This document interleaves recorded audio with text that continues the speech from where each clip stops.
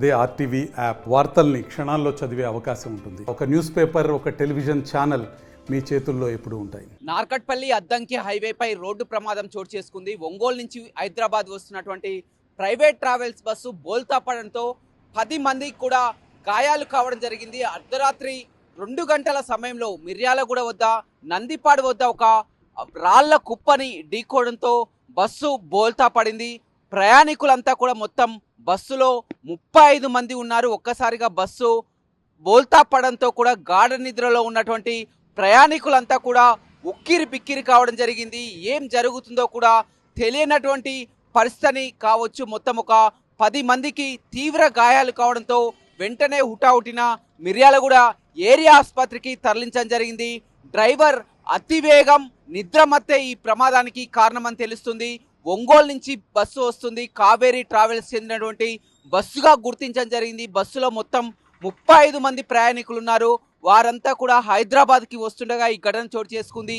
ఏదేమైనప్పటికీ ఈ ప్రమాదానికి కారణం డ్రైవర్ ఆ మితిమీరిన వేగం నిద్రమత్తే ఈ ప్రమాదానికి కారణమని తెలుస్తుంది. 10 మందికి కూడా తీవ్ర గాయాలతో ప్రస్తుతం ఆసుపత్రిలో చికిత్స పొందుతున్నారు. 2:40 మధ్యలో కొద్దిగా మెలకు వచ్చింది. మావ అవుతాడు నాకు, లేవలేదు, కొద్దిగా పడుకొని ఉన్నాడు. నేను లేచి కూర్చున్నాను. ఒక జస్ట్ 2 మినిట్స్ వస్తుంది. జస్ట్ 2 మినిట్స్ 2 సెకండ్స్ లోనే కొద్దిగా జరిగిపోయింది. కొద్దిగా ఎగిరెగిరి పడినట్టు కనిపించింది. ఒకసారి గుద్దుకుంది, దమాన్ గుద్దుకుంది. పైన వాళ్ళు కింద పడ్డారు. దేని గుద్దుకుంది? సమ్మాన గుద్దుకుంది, కింద ముందు గుంతలో గుంత ఉంది. గుంతకి కొద్దిగా గుంతకి ఇసుక తీసిన మట్టి ఉంటుంది కదా, అక్కడ ఆ మట్టికి వెళ్ళి గుద్దాడు. పక్కన పంట రాయి కూడా గుద్దాడు. అలా మేము బ్యాక్ సైడ్ లాస్ట్ బెర్తలు పడుకుంటాడు. నిద్రపోయినాడు.